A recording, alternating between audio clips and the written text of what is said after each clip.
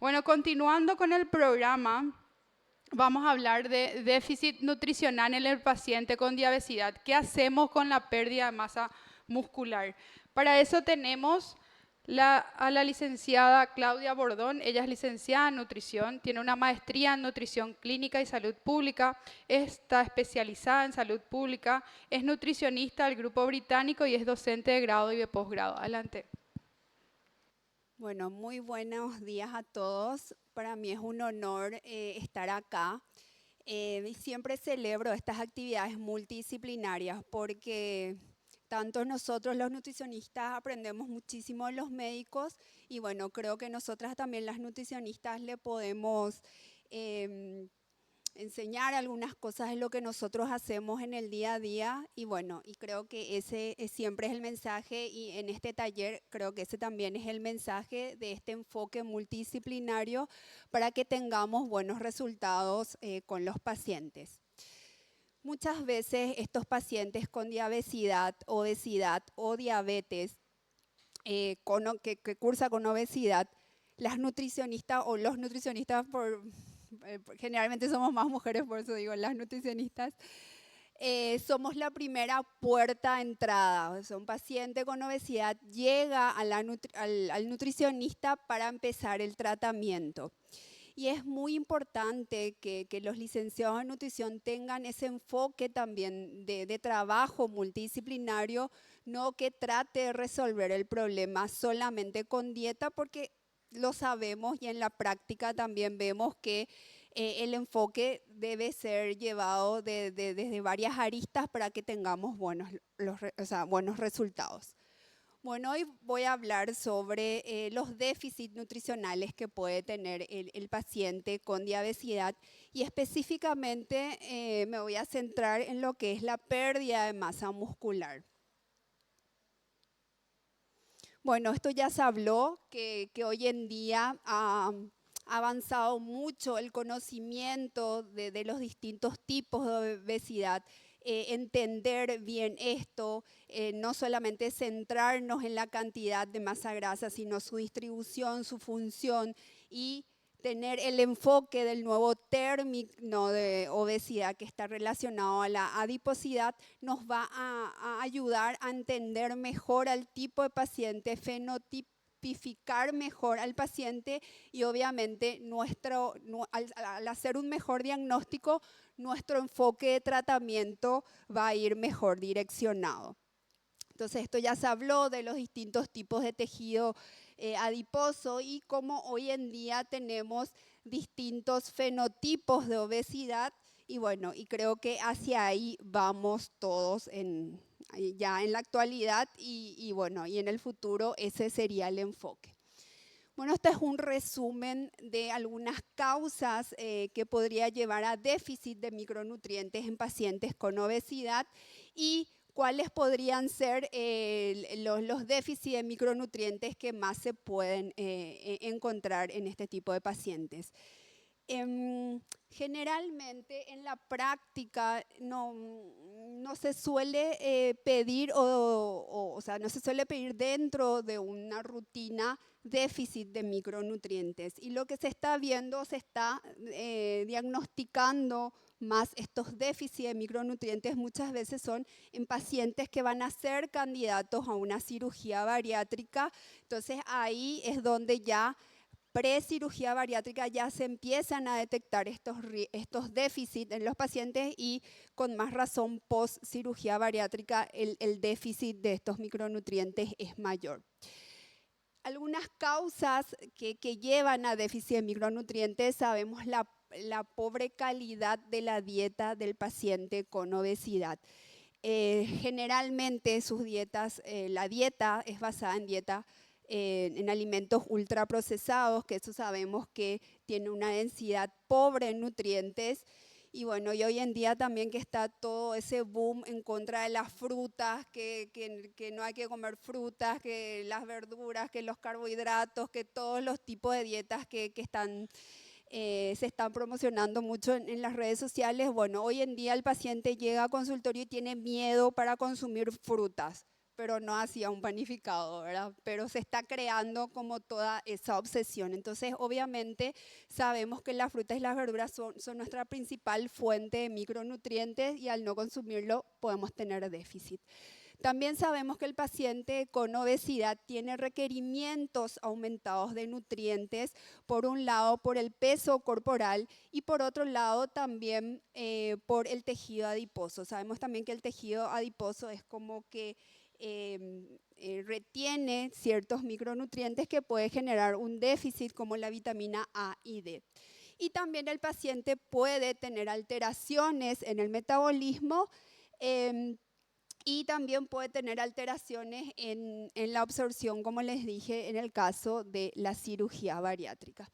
Entonces, los déficits que generalmente se encuentran mayoritariamente es déficit de vitamina D, déficit de vitamina A, el zinc también se encuentra frecuentemente, selenio, y bueno, creo que hoy en día tenemos que acostumbrarnos a que el dosaje de estas vitaminas también formen parte de la evaluación del laboratorio del paciente con obesidad.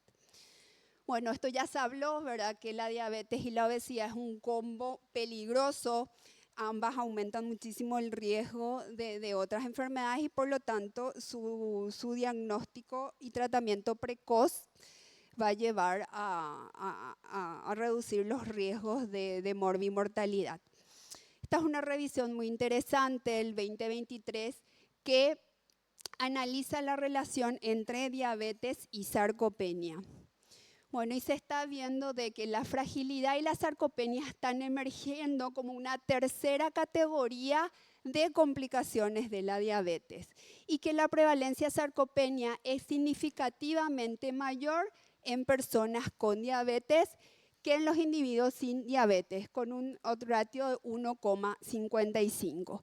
Y vemos cómo está como muy relacionado. En primer lugar, la diabetes generalmente se ve más en adultos mayores, entonces que eso concomitante con el envejecimiento favorece la pérdida de masa muscular, la fragilidad y bueno, y un estrés oxidativo que se da también en las enfermedades crónicas, o sea, en conjunto todo eso hace que el paciente con diabetes tenga un mayor riesgo de sarcopenia. Por otro lado, vemos qué efectos podría tener sobre el peso corporal y la masa muscular varios de los medicamentos hipoglucemiantes que se utilizan en la actualidad. Entonces vemos como algunos tienen un impacto en el peso corporal o disminuyendo, aumentando, otros no tienen un efecto neutro. Y en la masa muscular vemos cómo muchos de ellos y sobre todo lo que se están utilizando hoy en día, los análogos del GLP-1 tienen un efecto importante en la pérdida de masa muscular, que eso vamos a hablar específicamente más adelante. Bueno, y tenemos también esta situación que sería diabetes con obesidad sarcopénica, que es otra vez otra entidad clínica, ¿verdad? Estamos hablando mucho de diabetes y entonces diabetes, obesidad, pero esto es diabetes, obesidad y sarcopenia.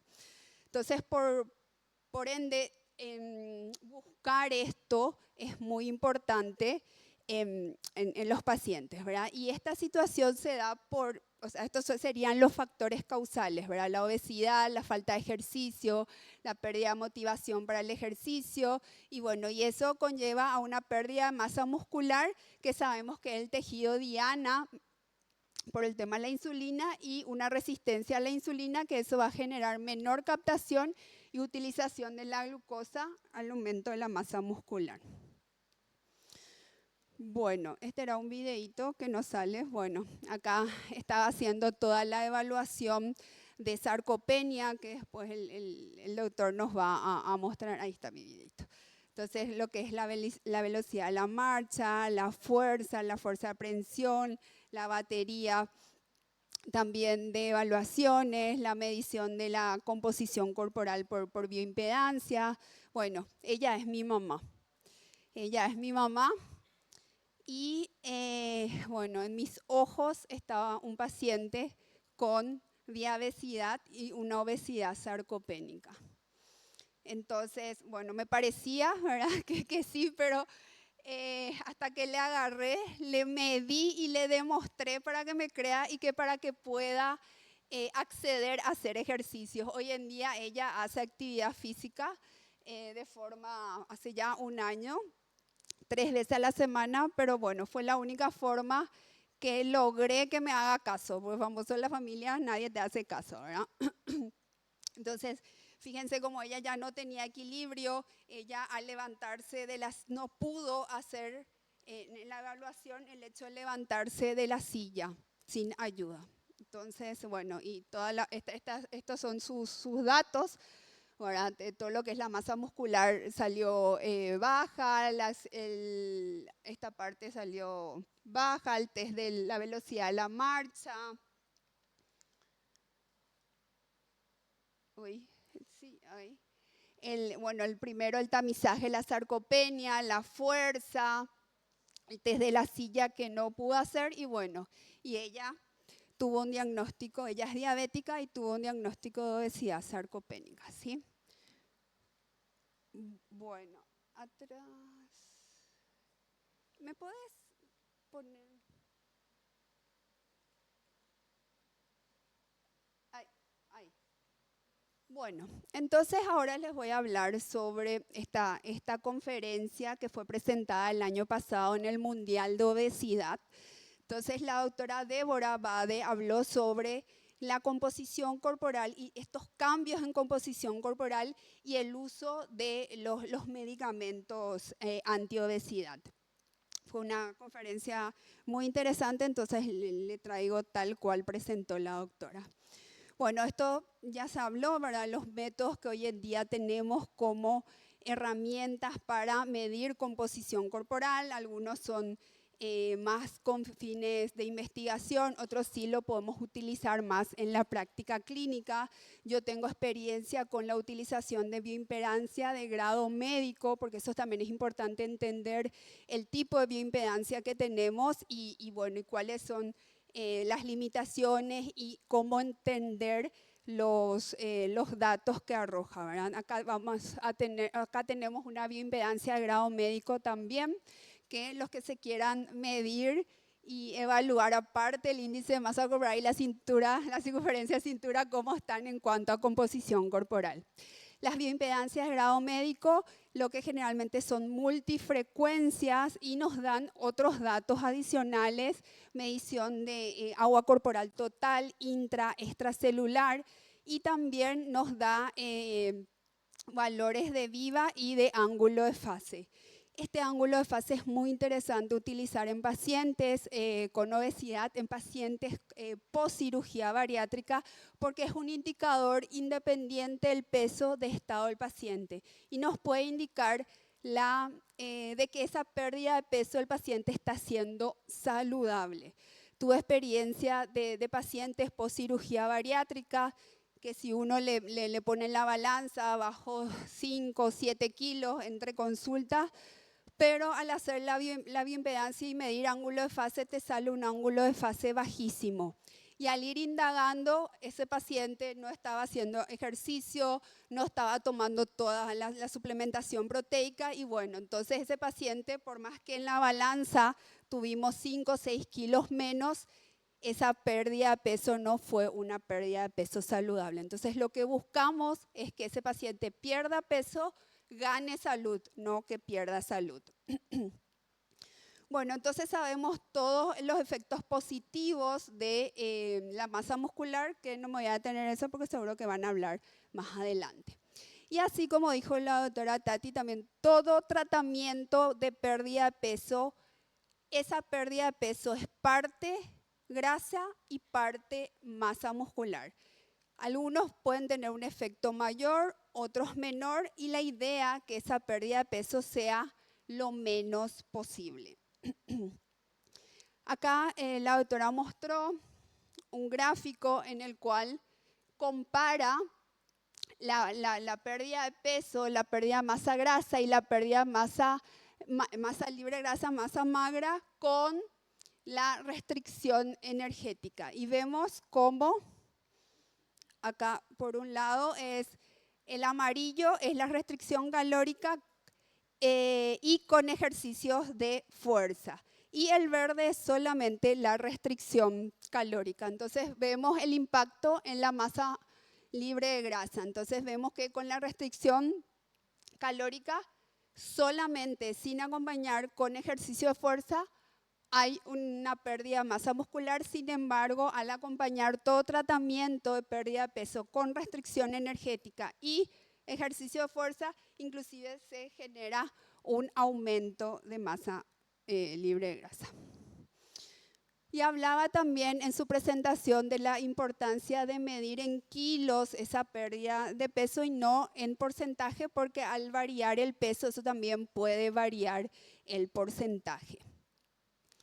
También hablaba en la presentación de que posiblemente tenemos que ir viendo no solamente la cantidad de pérdida de masa muscular en kilos, sino también la calidad y si hay una pérdida de calidad de esa masa muscular y del performance, que eso podría tener un impacto significativo en el estado de salud. Entonces, una pérdida de peso a expensas de masa muscular significativa podría tener un impacto en calidad de vida y envejecimiento.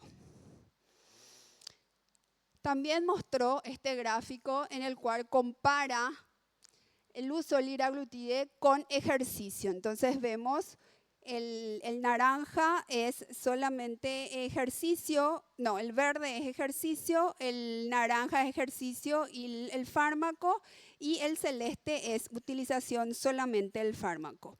Entonces vemos cómo en la masa muscular el mejor efecto se da con el uso de ejercicio, pero también con el uso del ejercicio y el fármaco se ve un aumento de la masa muscular.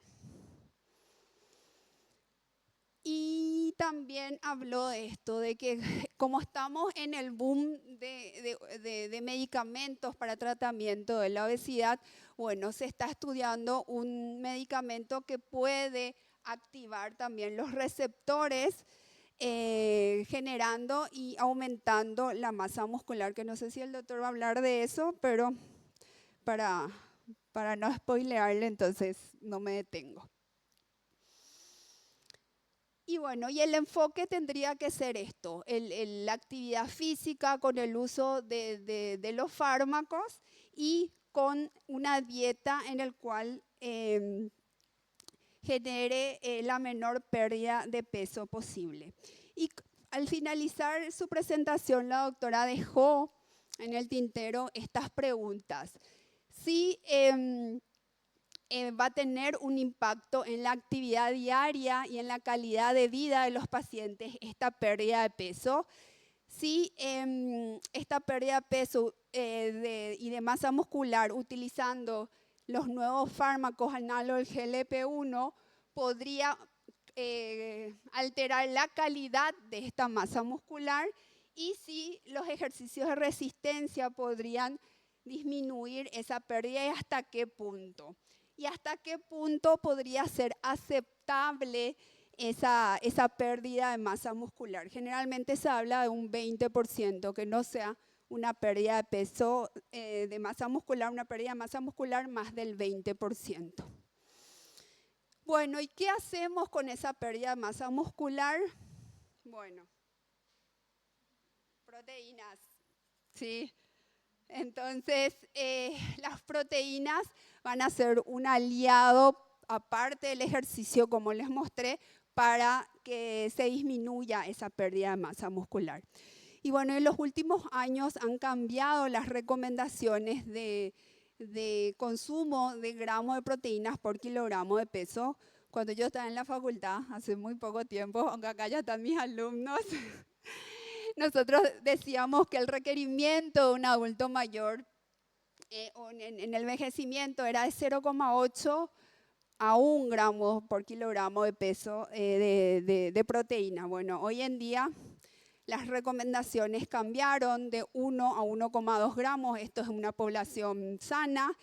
y en población enferma, sobre todo si va relacionado con alguna enfermedad que genera una inflamación, una injuria, estas recomendaciones van a 1,2 a 1,5.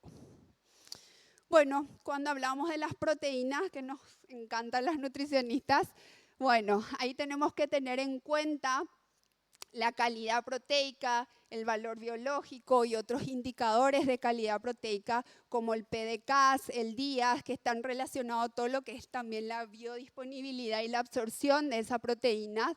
También tenemos que tener en cuenta que para estimular esa síntesis de masa proteica, de masa muscular, se requiere alrededor de 30 gramos de proteína por comida, entre 25 a 30 gramos, y que eso esté dividido, fraccionado durante el día.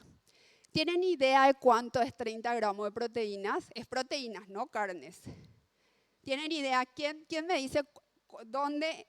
Por ahí vi nutricionistas, las nutricionistas se callan. Te quedas corto. Sí, por lo menos 150 gramos en promedio, ¿sí? Entonces, más o menos 50 gramos de carne tiene 11 gramos de proteínas, ¿sí? Y eso hay que consumir de forma fraccionada. Y bueno, y ese cambio de recomendación que hoy en día se da surgió de este estudio en el cual se compararon dos tipos de dietas que tenían la misma cantidad de proteínas, consumo de proteínas en el día. Ambos grupos consumían 90 gramos de proteínas, solamente que la diferencia fue que un grupo consumió 30, 30, 30, o sea, esos 90 fraccionó en 3 tomas de 30 gramos y otro grupo 10, 20, 60 gramos, o sea, comió más carne a la noche, que generalmente es lo que suele pasar. Entonces, fíjense cómo la síntesis de proteína fue diferente al fraccionar consumiendo 30 gramos de proteínas por comida que igual consumiendo 90 gramos de proteínas, pero que el fraccionamiento sea diferente.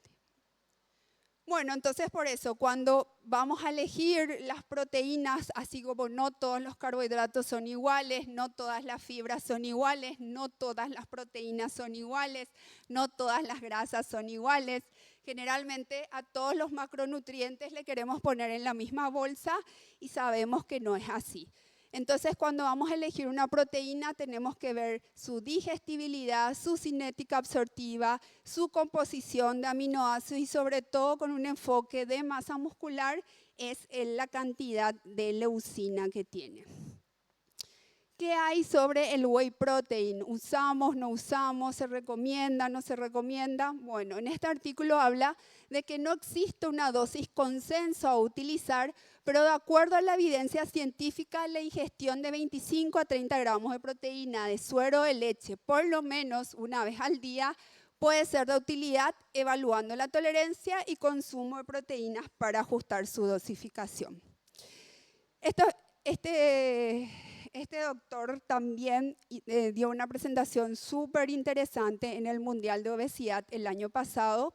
Y bueno, y él habló sobre la utilización de creatina y suplementos de proteínas en pacientes con obesidad. Bueno, entonces demostró que hay varios estudios, muchos de ellos avanzados, otros no tanto, en la seguridad y el efecto del uso de creatina en pacientes con obesidad. Se habla de posibles efectos energéticos, adrenérgicos, pero sobre todo el mayor efecto es en mejorar la masa muscular, siempre acompañado con ejercicios de fuerza. O sea, tomar creatina sin hacer ejercicio no tiene ningún sentido.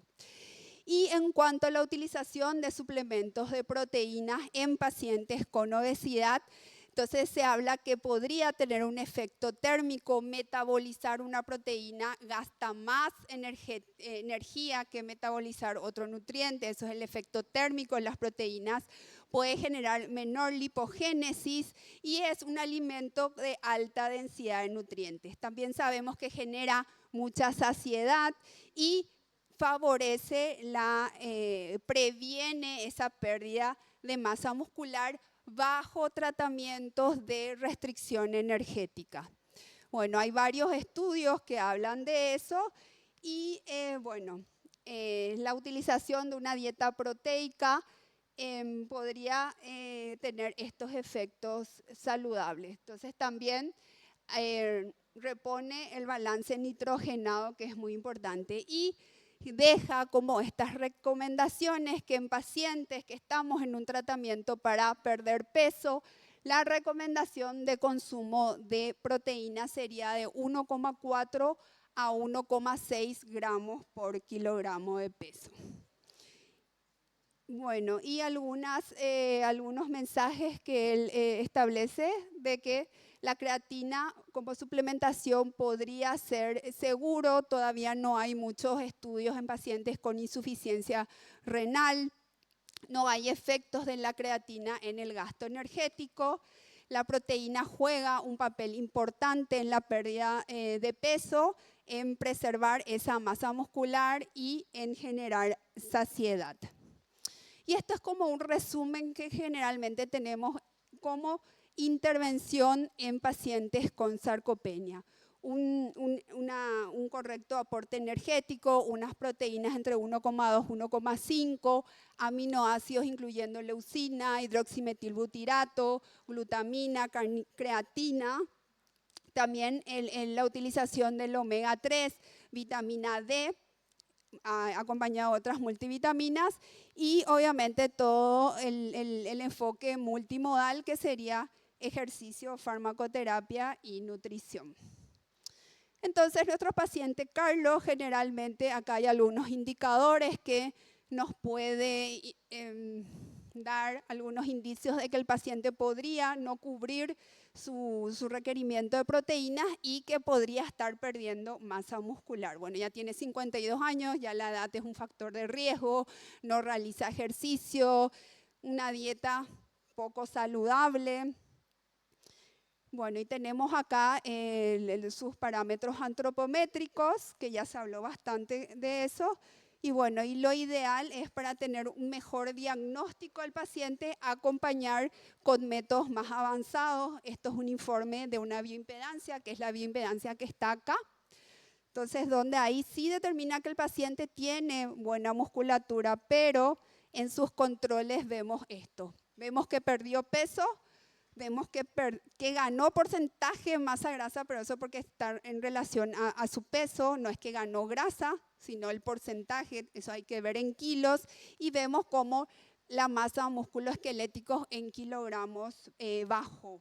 Entonces, bueno, estas evaluaciones y este monitoreo constante del paciente es lo que tenemos que hacer.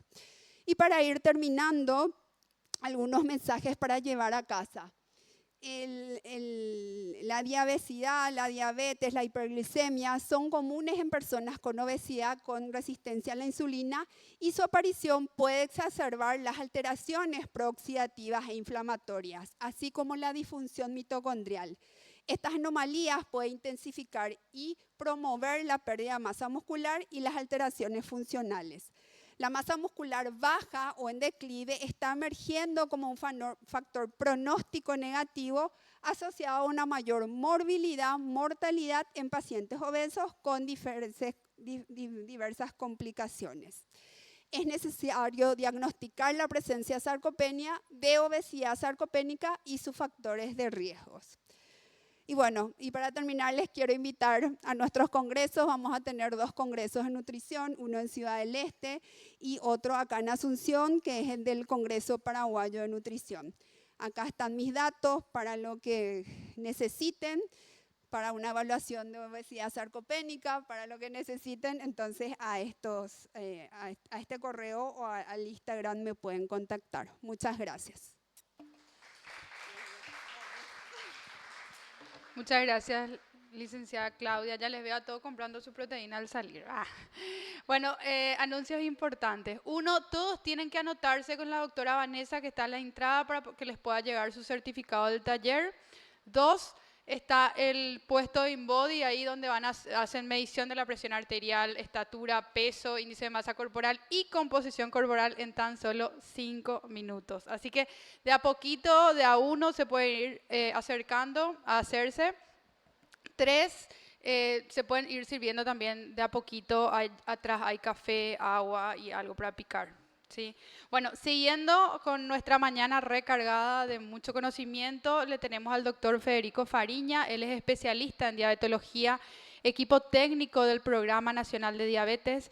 Es magíster en nutrición clínica, especialista en nutrición deportiva y entrenamiento, staff del Servicio de Endocrinología y Metabolismo del Hospital Central de IPS y nos va a hablar de cómo le prescribimos ejercicio, eso que hicimos toda la mañana a nuestros pacientes.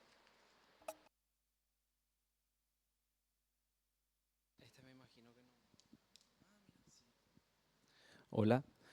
Bien, buen día para todos. Hasta acá todo súper lindo, súper fácil.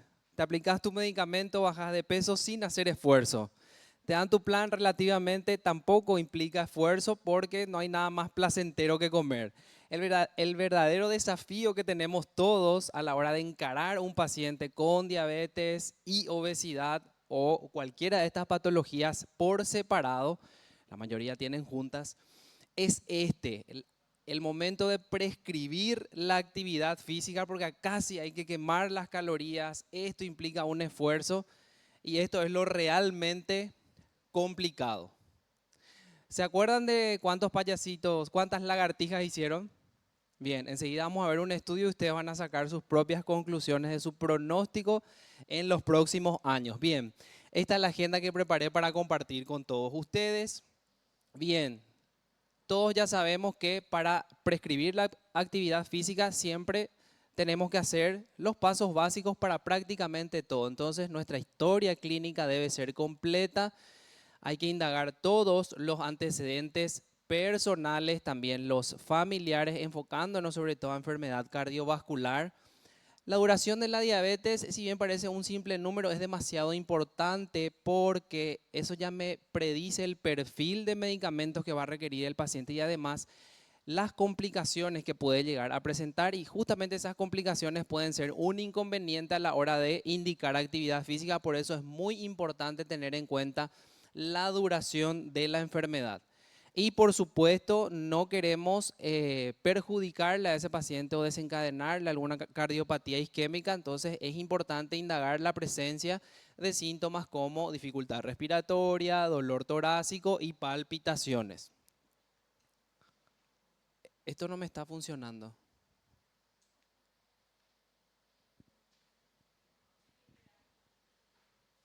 No funciona nada. Se colgó esto. Vamos a pasar manualmente. ¿Quién me puede ayudar con esto? Este se colgó. Ahí está. Bueno, no pasa nada, volvimos. Bien, entonces nuestros antecedentes son muy importantes, la historia clínica debe ser completa y luego también tenemos que enfocarnos a los factores de riesgo cardiovascular que son clásicos y que la mayoría de nosotros todos realmente ya conocemos. Para nosotros los hombres 45 años en adelante, las mujeres a partir de los 55 años. Esto también es fundamental y yo creo que todos hoy en día es muy fácil, no implica mayor gasto, no nos lleva tanto tiempo y nos ofrece muchísima información el simple hecho de medir la circunferencia de cintura, porque vamos a saber si tenemos no solamente obesidad abdominal, sino también grasa visceral, que es tan importante y sobre todo que es lo que queremos perder también como objetivo del tratamiento. Los valores ya se mencionaron, también si el paciente tiene hipertensión arterial, dislipidemia. La mayoría de estos pacientes son sedentarios, más del 50% de nuestra población, o sea, casi el 50% no cumple con las pautas de actividad física de la Organización Mundial de la Salud, así que eso es muy importante y nosotros tenemos que ser partícipes y fomentar ese cambio en esos datos.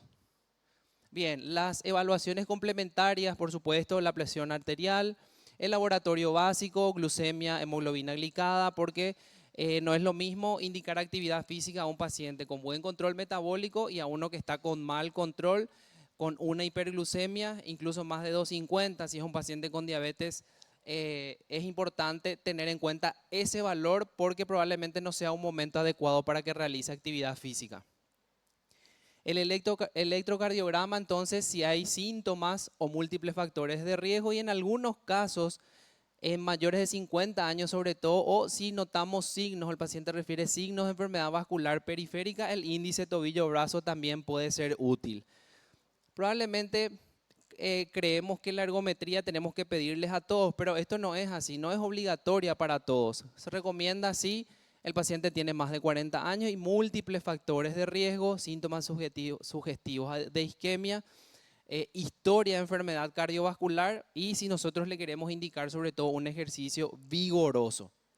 Es importante también en base a todos estos datos que recopilamos, el doctor Manu ya le hizo también su score de riesgo cardiovascular online a este paciente, entonces es muy importante hacer el riesgo cardiovascular para hacer esto, la estratificación de riesgo.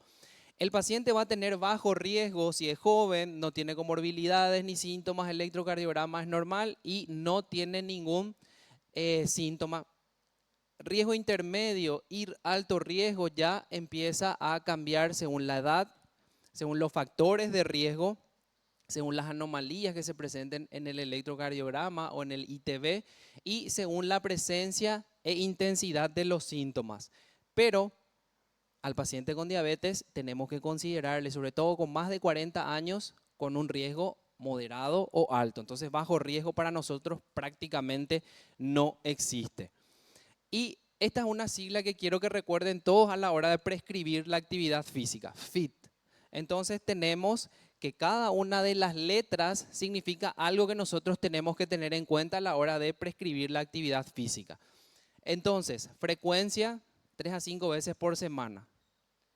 Intensidad 50-70% de la frecuencia cardíaca máxima o escala de Borg de 12 a 14. Vamos a ver enseguida la escala.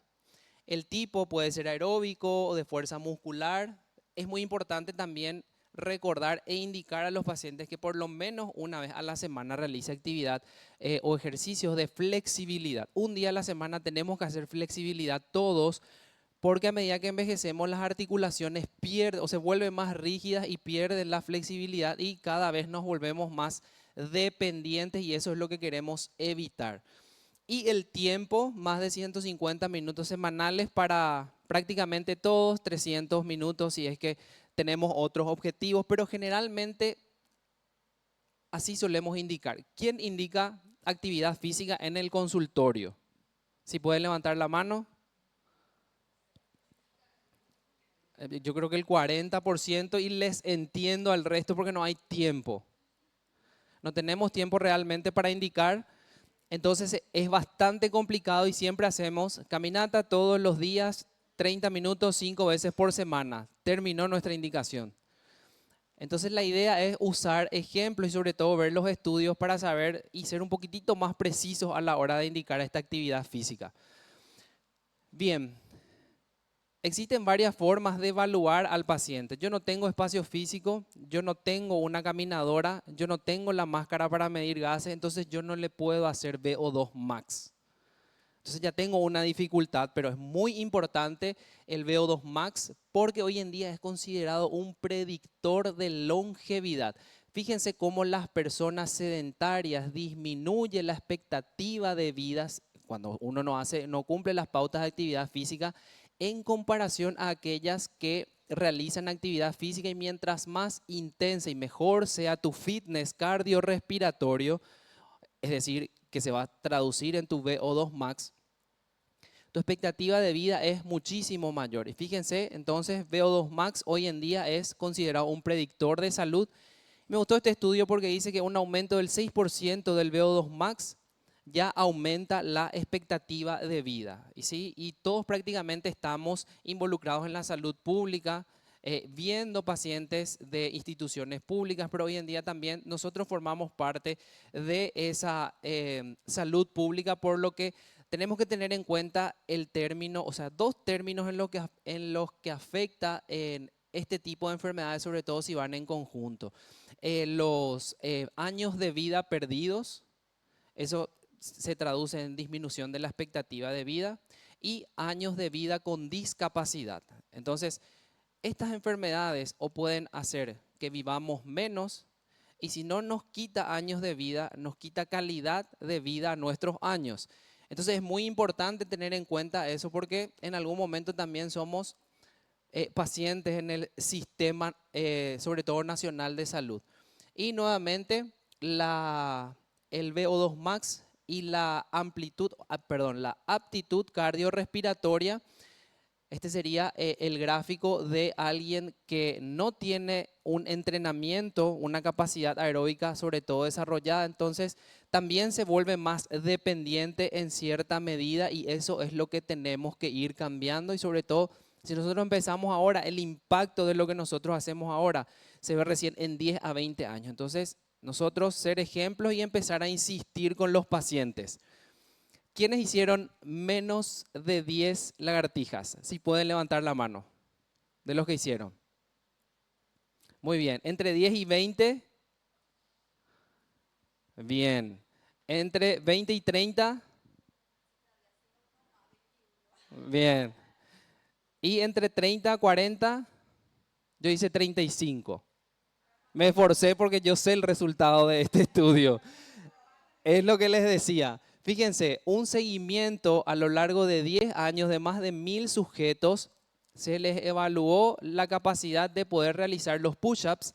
Y fíjense la importancia de una simple lagartija que le pidamos a nuestros pacientes, cómo predice sus años siguientes. Y fíjense, los participantes capaces de completar más de 40 flexiones, ninguno hoy, se asociaron a una reducción significativa en el riesgo de sufrir eventos cardiovasculares en comparación a los que completaron solo 10.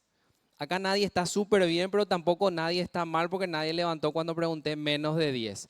Pero fíjense, una manera súper práctica de evaluar en el consultorio, no necesitamos ninguna herramienta y esto también ya predice el riesgo de sufrir eventos cardiovasculares. Para eso les pedía que hagan al principio los push-ups, entonces muchas gracias por la ayuda.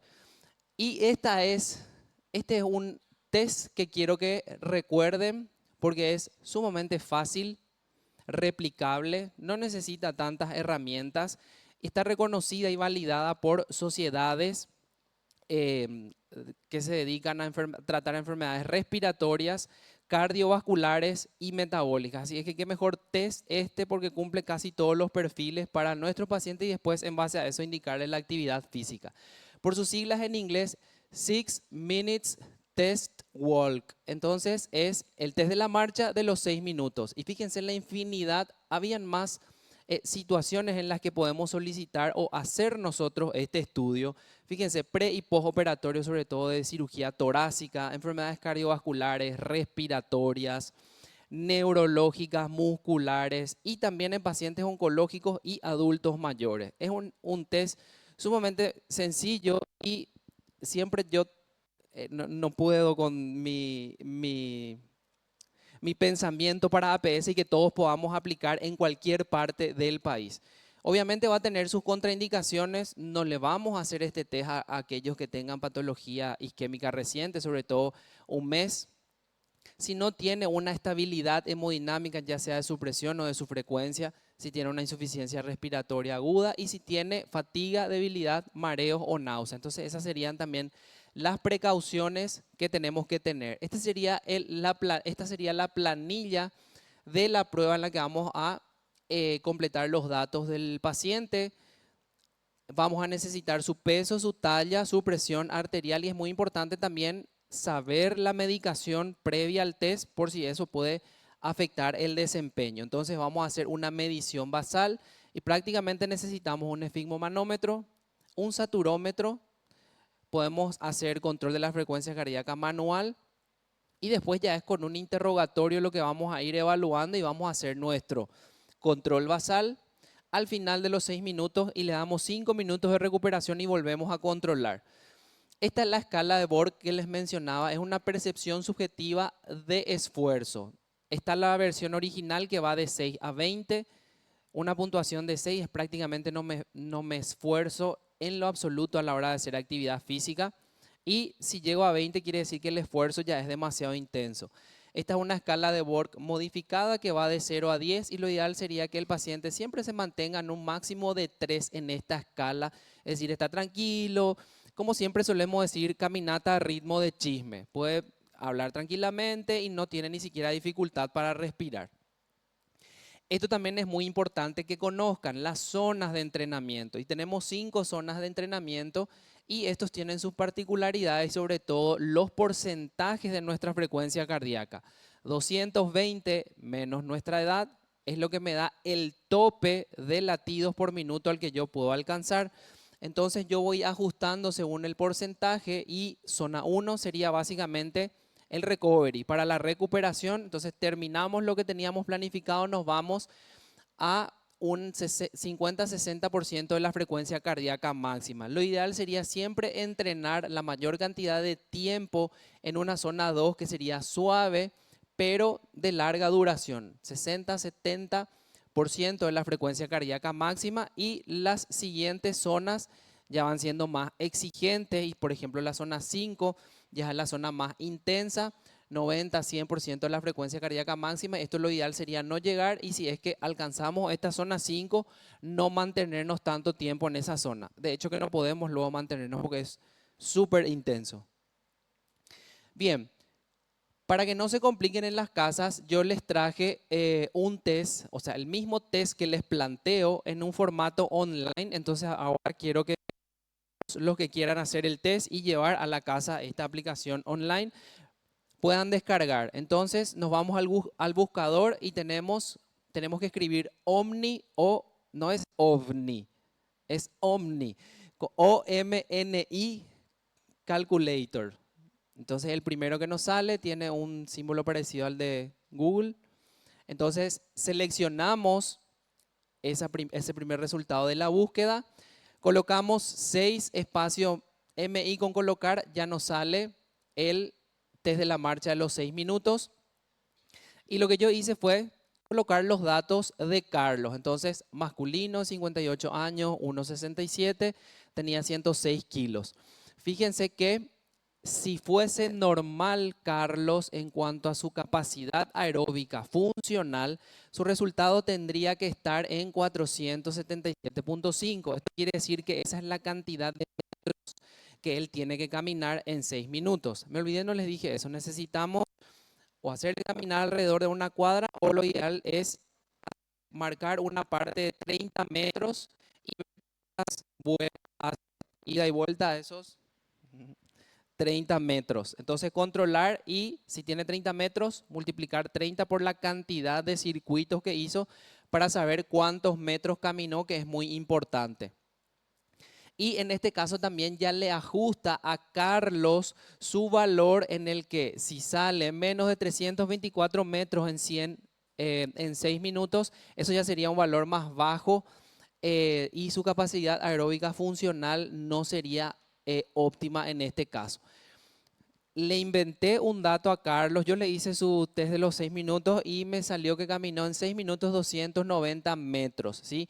Un 60% de lo esperado, y este se encuentra por debajo del umbral que se espera para él. Entonces, esta calculadora no solo nos ayuda a darnos el dato de lo que nosotros esperamos o deberíamos obtener con el paciente, sino el dato real, y nos sirve también para hacer seguimiento porque vamos a poder comparar los valores. ¿Cómo interpretamos? Entonces, los datos son ajustados, pero como regla general, si camina más de 500 metros, es decir, casi 100 metros en un minuto, tiene una buena capacidad aeróbica, ¿sí? Si camina entre 350 a 500, es moderada, menos de 350, baja capacidad, y menos de 200, muy limitada. En el caso de Carlos, según su resultado, que caminó 290 metros, la capacidad funcional es baja, pero él no está limitado. Entonces podemos hacer una prescripción del ejercicio con progresión cuidadosa y siempre hacer una supervisión, sobre todo inicial.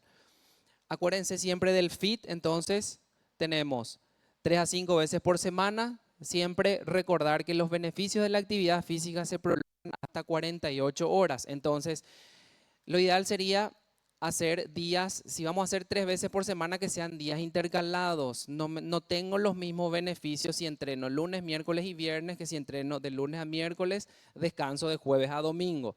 ¿Sí? Entonces, hasta en esos pequeños detalles tenemos que ser más vivos que la gente que está del otro lado para poder sacar el máximo jugo posible de la actividad física. Siempre vamos a tratar de mantenernos en zona 2, entonces 70-80 va a ser la frecuencia cardíaca máxima de la frecuencia cardíaca máxima. Y vamos a comenzar con 10 a 20 minutos, aumentar progresivamente y sobre todo el paciente tiene una obesidad, nuestro paciente tenía un índice de masa corporal de 38, elegir sobre todo ejercicios de bajo impacto. Para tener en cuenta, hoy en día existen caminadoras con monitores, todo el mundo tiene caminadora en su casa, entonces es muy fácil saber cuánto tiempo caminaste y sobre todo la distancia. Existen también los relojes inteligentes que podemos utilizar y nada más algunos detalles de cómo desglosar para indicar la velocidad. Entonces, si Carlos caminó 290 metros en 360 segundos, eso me da una distancia de 0,81 metros por segundo. Esto equivale a 2,9 kilómetros por hora, que sería un paso lento. Entonces, multiplico por 0,8 porque yo necesito iniciar a 80% y sería 2,3 kilómetros por hora. Y si yo utilizo la frecuencia cardíaca máxima de Carlos, tiene que mantener sus latidos entre 81 y 113 en un minuto. A modo práctico sería más o menos, si tiene que caminar 2 kilómetros, son 2000 metros por hora, entonces eso equivale a 33 metros por minuto. Entonces, si yo le voy a hacer caminar por X cantidad de minutos, hago esa conversión y obtengo que tiene que caminar 5 cuadras en 15 minutos y eso voy haciendo de manera progresiva la escalada de la prescripción. Bien, entonces esa sería la indicación final de Carlos y siempre que vamos a progresar tiene que ser primero el aumentar 3 minutos o 5 minutos cada una, porque primero hay que siempre progresar en duración que en la velocidad. En el caso del doctor Manuel que le indicó HIIT, entonces es muy importante, siempre vamos a tener en cuenta el FIT 2 a 3 veces por semana. Recuerden la cantidad de tiempo de los beneficios, entonces cuando es de alta intensidad le tengo que hacer descansar, pero no tiene que pasar más de 48 horas para mi siguiente sesión de entrenamiento. La intensidad en este caso obviamente va a ser de moderada a alta, el tipo ya les dije, y podemos hacer sesiones que duren 15 a 20 minutos. Estas son sesiones intensas y no terminamos de ninguna manera como indicando que haga caminata o ejercicios de bajo impacto. Esto podemos hacer ya sobre la marcha cuando el paciente está motivado porque su fármaco ya le hizo bajar de peso y ese tipo de detalles. Entonces, intervalos cortos y moderados, iniciar 4 repeticiones de 1 minuto, alta intensidad, más o menos un 14 a 16 en la escala de Borg, sería un 70-85 del VO2 max. Y siempre intercalar sesiones, o sea, minuto en el que entreno, minuto en el que descanso. Y eso ya debe incluir también el calentamiento y todos los estiramientos y todo eso. Precauciones específicas. Bueno, el doctor Manuel le indicó inhibidores de SGLT2